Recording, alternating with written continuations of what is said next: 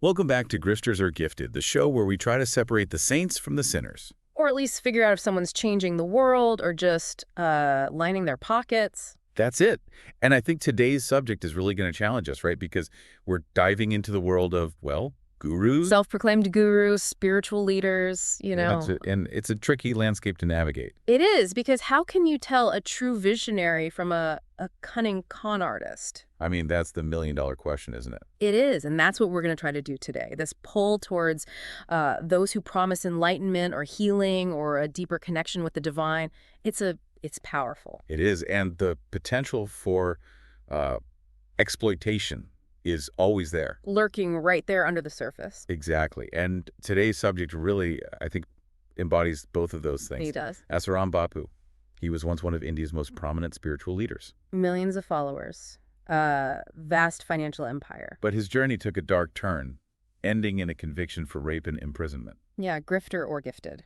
Right? I mean, was he a grifter who skillfully manipulated people's faith for personal gain, or is there more to the story? It's a question with no easy answers, but I think we've got a pretty interesting set of sources here that might help us get a little closer. Yeah, I mean, we've got his Wikipedia entry, which, details his rise to fame, his teachings, and, of course, all the legal battles that ultimately brought him down. We're going beyond that, too. We are. We've got some articles that dig into the financial side of this whole empire, allegations of violence and intimidation. And the impact his actions had on his followers, some of whom were incredibly devoted. Right, right. Yeah, so from what I've seen, these sources paint a pretty wild picture. They do, yeah. So let's start at the beginning. Good place to start. Asaram wasn't always a guru. Nope. He was born as Asamal Thomal Sirumalani in 1941 in British India. In what is now Pakistan. Right, and he actually worked a bunch of different jobs before finding his spiritual calling. Really? Like, wait. Well, everything from selling liquor to repairing bicycles. That's a range. It is a range, right? It wasn't a straight path to spiritual leadership. Sounds like he just had a knack for adapting to whatever situation he found himself in. He did, but around 1964, he embraces spirituality. Okay. And begins establishing himself as a religious leader.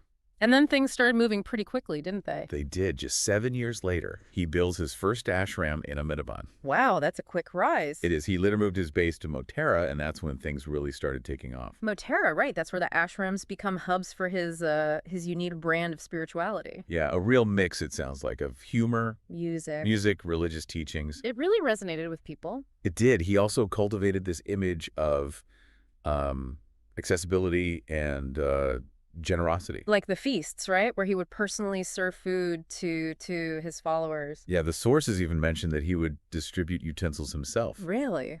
Which really made people feel like he was one of them. Wow, so he's really building this connection, this bond with people. He is, but at the core of his teaching were these Hindu-centric views, with a really heavy emphasis on brahmacharya. Celibacy? Celibacy, yes, and the absolute importance of the guru-shishya relationship, which is complete obedience to the guru. Okay, that emphasis on obedience, I have a feeling that's going to come up again. Or will. But he's popular. Incredibly. I mean, his popularity really skyrocketed through the 90s and the 2000s. Attracting not just everyday people. No, some high-profile political figures as well. Oh, yeah. We're talking big names. Narendra Modi, who was the chief minister of Gujarat at the time. Right. And even former Prime Minister Atal Bihari Vajpayee.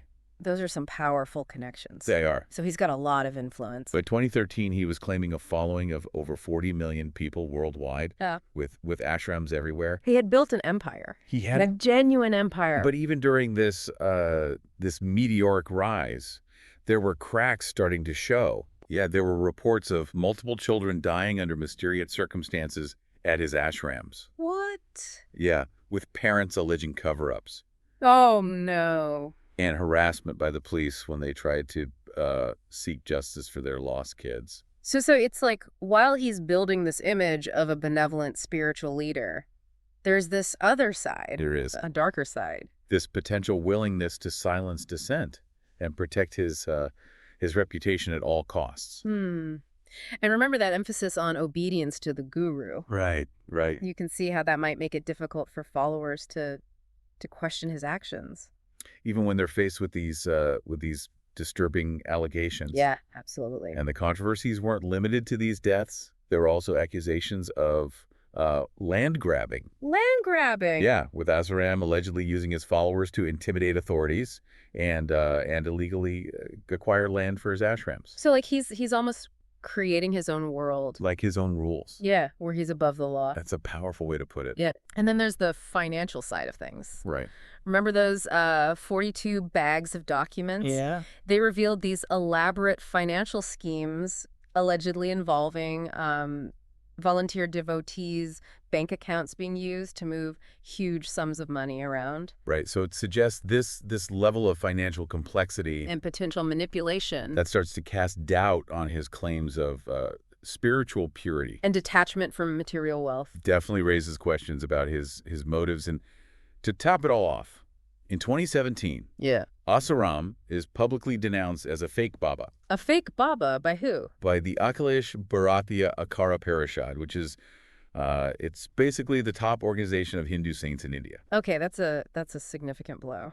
It is. It's one thing to have accusations swirling around you, but to be publicly condemned by your own peers, I mean, that suggests serious loss of credibility. Even in the spiritual community. Yeah. Yeah, it feels like all these controversies are building towards something. Like a dam about to burst. And then in 2012, the Delhi gang rape case happens. And Asaram's response really throws him into the spotlight. His comments blaming the victim, Yeah. they sparked outrage across India. And they raise serious concerns about his views on women and their safety. A real turning point, I think, for a lot of people. It was. A lot of people started to question the man behind the facade. Yeah, and then just a year later Right. comes the event that truly defines Asaram Bapu's legacy. The Jodhpur rape case. Yeah, Yeah, this is where things take a really dark turn. it does. A 16-year-old girl accuses Asaram of raping her at his ashram in Jodhpur. Wow. It was a bombshell. Really sent shockwaves through India and brought all those simmering controversies to a boiling point. And this case really forces us to confront that the darker side of this Guru Shishya tradition. Right. You know, this idea of absolute trust and obedience to the Guru. Asaram had built his entire following on that. He was seen as infallible by many of his followers, almost godlike. Exactly, and that kind of power dynamic can be really dangerous, especially for young women who might be afraid to speak out. Will resist unwanted advances. Right.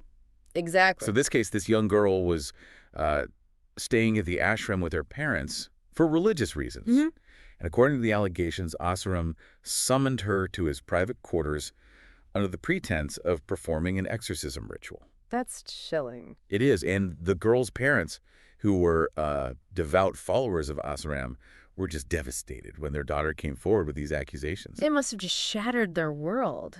I can't even imagine the betrayal they must have felt. And of course, Asaram denied all the allegations. Right. Claiming he was innocent, the victim of some elaborate conspiracy. His followers staged protests. They did. Some even turned violent. Really? Adding another layer of complexity to this whole situation. It's just incredible to think that even in the face of such serious accusations, some people still clung to their belief in Asaram's innocence.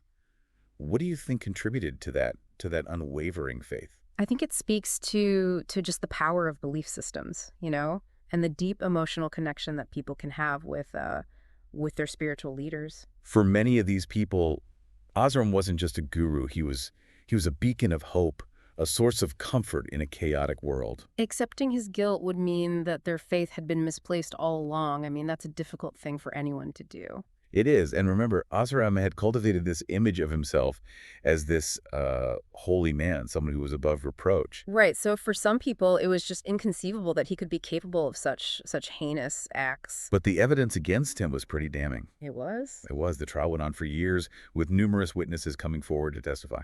And some even facing threats and attacks for speaking out, right? He did. That witness intimidation is just horrifying. It is. Several people who came forward to testify against Asaram were attacked, and some were even killed. Oh my God. One attacker even confessed to being instructed to assassinate witnesses on Asaram's behalf. Wow, that's like something out of a mafia movie. It's a chilling reminder of the lengths to which some people were willing to go to protect him and silence anyone who dared to speak out against him. A real culture of fear and intimidation, it sounds like. It does. But despite all of those efforts, in 2018, Asaram was finally convicted of rape, trafficking of a minor, and other offenses. He was. He was, and he was sentenced to life in prison. Wow, a landmark case. He was. The judge, while delivering the verdict, made a powerful statement saying that Asaram had not merely shattered the faith of his devotees, but has also harmed the reputation of saints among common people. That's profound because his actions didn't just impact his own followers. They didn't. They really cast a shadow over the whole concept of spiritual leadership, making people question the motives and trustworthiness of, gurus in general. And it wasn't just Asaram. No. His son, Narayan Sai, was also convicted of rape in a separate case. Oh, wow. What happened? It involved two sisters who accused him of sexual assault at Asaram's ashrams. So this wasn't an isolated incident. It wasn't. This suggests a potential pattern of abuse and exploitation. Right, and again, the parallels are striking. Like his father, Narayan Sai, denied all the allegations. Claiming a conspiracy. Yeah, but in 2019, he was also convicted and sentenced to life in prison. So both father and son end up behind bars. They do, for these horrific crimes. What a stunning fall from grace for a family that once held so much power and influence. It is, and it begs the question, how could someone who preached about morality and spiritual enlightenment be capable of such darkness? Right, and it's made even more complex by the fact that even after their convictions, both Asaram and Narayan Sai maintained their innocence. Really? Yeah, claiming to be victims of these elaborate conspiracies. I mean, that's a classic tactic, right? Deny, deflect, discredit. It is, but what's really interesting is that a significant number of Asaram's followers continued to believe in his innocence, even despite all of the evidence. Wow, it's like they couldn't or wouldn't reconcile the image of the guru they worshipped with the reality of his crimes. Right, and that unwavering faith, despite everything that came to light, really highlights the powerful psychological hold that these charismatic figures can have over their followers. It's scary to think that we're all susceptible to that kind of manipulation. We are, especially when someone taps into our deepest desires for meaning, for belonging, for spiritual guidance. Exactly. And I think that's a crucial takeaway from all of this, the importance of critical thinking. Even when it comes to our faith. Even when it comes to our faith and who we consider to be spiritual leaders. Okay, so we've seen this dark underbelly of Asaram's empire. But how did he manage to build this vast network of followers and wealth in the first place? I mean, how did he go from selling liquor to leading a spiritual empire with millions of devotees?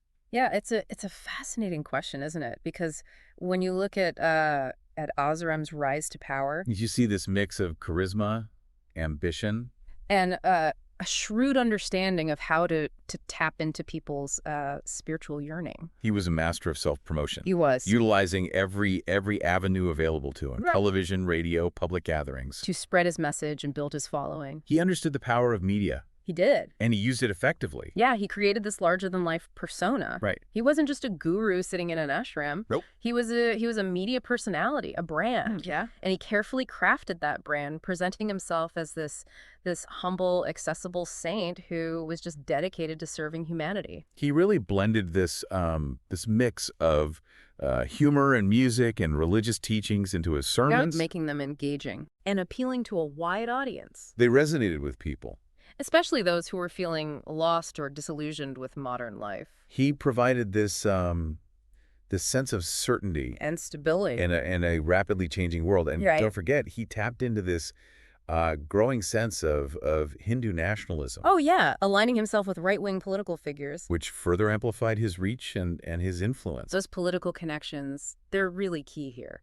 We talked earlier about his association with Narendra Modi, And other prominent politicians. and it makes you wonder, were they drawn to Asaram's spiritual message, or were they more interested in harnessing his popularity for their own political gain? Quirky, isn't it? It is. It's where spirituality and politics intersect. Yeah. And it's not always easy to figure out the motives at play. It's a good reminder that power dynamics exist everywhere, even within religious institutions. Right. And sometimes those seeking power will use any means necessary Including exploiting people's faith. to achieve their goals. Sexy. So we've got this charismatic leader preaching a message that resonates with millions, building this vast network of ashrams and followers. All while cultivating powerful political connections. And it's no wonder he was able to amass such wealth and influence, Right, and then you add in those 42 bags of documents. revealing those complex financial schemes. And it suggests that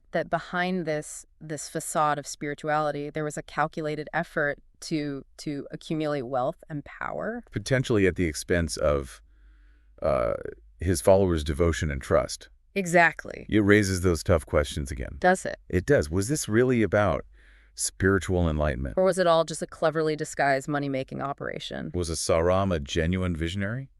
Or was he simply a con artist who was incredibly skilled at manipulating people's faith for his own personal gain? It's a question I think each listener has to grapple with on their own, based on what we've discussed. Absolutely, but one thing's for sure. What's that? Asaram Bapu's story, it's a cautionary tale. The dangers of blind faith, the corrupting influence of power, and the importance of critical thinking, even when it comes to matters of spirituality. Yeah, it's easy to get caught up in the charisma of a powerful leader, especially someone who promises these answers to life's big questions. It is. But I think as we've seen here, it's crucial to look beyond the surface, To question motives. to be wary of those who demand unquestioning obedience. Blind faith, it can make us vulnerable to manipulation and exploitation. It can. True spiritual growth, it comes from questioning. From seeking understanding. And from holding those in positions of authority accountable for their actions. Absolutely. So as you reflect on Asaram Bapu's story, think about your beliefs, the people you trust, the sorts of information you rely on. Right. Are you approaching the world with a healthy dose of skepticism? And critical thinking. Are you allowing yourself to question those who claim to have all the answers? Because ultimately, it's up to each of us to discern the difference between a true visionary and a con artist. Right, between someone who is genuinely trying to make the world a better place. And someone who is simply looking to line their own pockets. And that's what this deep dive has been all about, encouraging you to think critically, ask tough questions, and to be discerning in your beliefs and your choices. Thanks for joining us. Thanks for joining us on this journey, and until next time, keep questioning, keep learning, and keep seeking the truth.